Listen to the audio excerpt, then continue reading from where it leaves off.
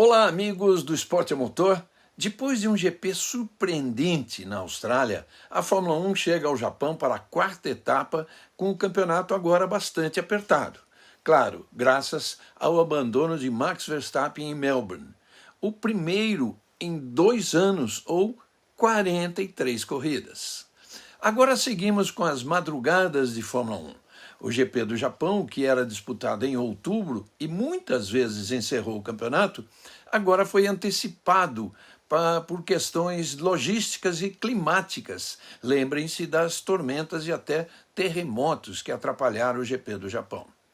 Então vamos apertar os cintos e baixar a viseira, porque o nosso quarto GP do ano, sempre com apoio do Petronas Cintium com tecnologia Cooltech e do BRB, o Banco de Brasília, que abraçou o automobilismo, está no ar.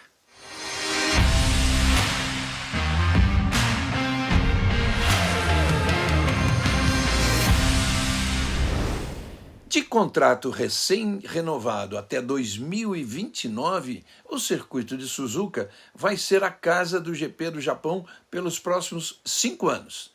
Trata-se de um clássico da Fórmula 1, indiscutivelmente. Foram 37 edições e uma história que começou em 1976 no Fuji Speedway, na sensacional final de campeonato que deu o título a James Hunt em uma temporada que virou até filme, o aclamado Rush, de Ron Howard. Mesmo assim, o Japão ficou 10 anos sem a Fórmula 1 e retornou em 1987, aterrissando em Suzuka, uma pista de propriedade da Honda. Um circuito desafiador e que agrada muito aos pilotos. Com 5.807 metros, ele só não recebeu o GP em 2007 e 2008, quando a prova voltou a Fuji no que seria um revezamento anual entre as pistas de propriedade da Toyota e da Honda. O motivo da mudança de datas é principalmente fugir da temporada de tufões no Pacífico entre setembro e outubro. Vamos lembrar que já tivemos classificações e treinos cancelados por causa do fenômeno. A realocação para abril vem justamente colocar a prova na primavera asiática, época em que ocorre a floração das famosas cerejeiras japonesas, que são a árvore símbolo do país. Isso também regionaliza o calendário, otimizando a logística da Fórmula 1 e reduzindo o impacto ambiental, porque depois do Japão, a próxima prova é na China. Suzuka é a pista onde 12 títulos foram decididos, incluindo os 3 de Ayrton Senna e o 3º de Nelson Piquet. Max Verstappen também fechou a conquista do bicampeonato no Japão em 2022, embora tenha levado um tempo para saber que havia mesmo sido campeão por causa da corrida encurtada pela chuva. Quando falamos em vitórias, Michael Schumacher segue imbatível. O alemão venceu 7 vezes no Japão, Lewis Hamilton tem 5 vitórias e Sebastian Vettel tem 4. Uma lista de pilotos importantíssimos surge com 2 vitórias. Olha só, Ayrton Senna, Gerhard Berger, Damon Hill, Mika Hakkinen, Fernando Alonso e o próprio Verstappen. Depois de usar os compostos de pneus mais macios na Austrália, a Pirelli traz para o Japão a gama mais dura, com o C1, C2 e C3, a mesma escolha, aliás, de 2023. Já falamos aqui em outros pré-GPs que o Japão é tão diferente que parece outro planeta e não outro país. Limpo, silencioso, altamente tecnológico e com um povo extremamente educado. O crescimento exponencial do Japão se deu a partir do final da Segunda Guerra Mundial.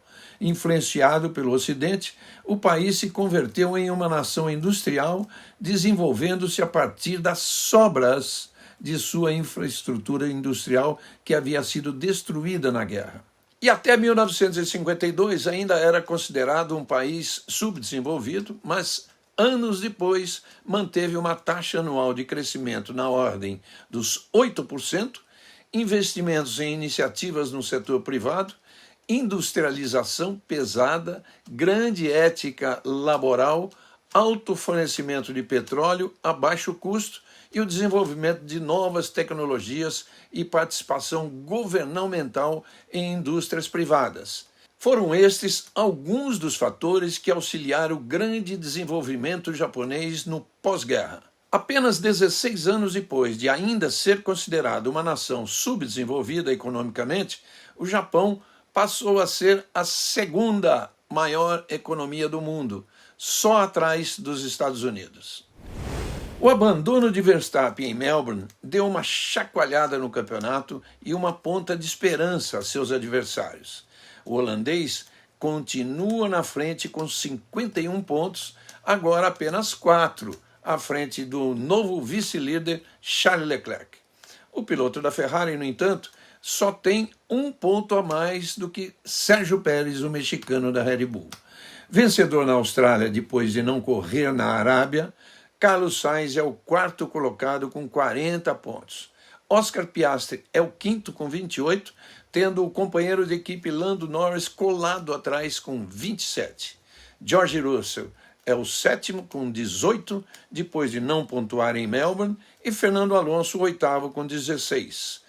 Depois da punição por direção perigosa, também no GP da Austrália. Fecham a tabela dos 10 primeiros, Lance Stroll com 9 pontos e Lewis Hamilton com 8, que também não pontuou por quebra na Austrália. Não foi só o campeonato de pilotos. O abandono de Verstappen chacoalhou também a ordem do campeonato de construtores.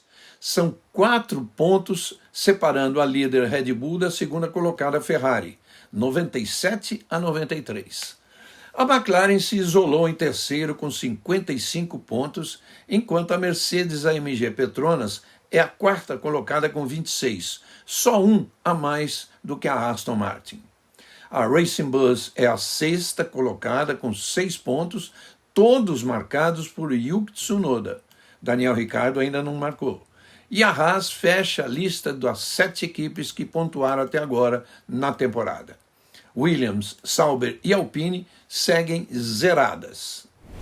As atividades de pista no horário de Brasília acontecerão na noite/madrugada brasileira. O primeiro treino livre acontece nesta quinta-feira, daqui a pouco, aliás, às 11h30 da noite. A segunda sessão já na madrugada de sexta, às 2 da manhã. O terceiro treino livre acontece também na sexta, mas à noite, às 11h30. E todas as 3 sessões serão transmitidas ao vivo pelo Band Esportes. A classificação na madrugada de sábado começa às 3 horas da manhã e no domingo estaremos ao vivo na tela da Band a partir de 1h30 da manhã com todas as informações direto de Suzuka. A largada é às 2 horas. A corrida da Austrália foi muito boa e pelas características velozes do circuito de Suzuka, podemos esperar por mais uma ótima corrida. Max Verstappen e a Red Bull estão mordidos pelo abandono de 2 semanas atrás e vão dar tudo para recuperar o terreno. Se você ainda não conhecia o nosso programa Pré-GP e chegou hoje aqui no canal Automotor, peço que se inscreva, deixe o seu comentário aqui no vídeo e ative as notificações. E a você que nos acompanha sempre, meu muito obrigado pela companhia. E nos encontramos no final de semana na tela da Band.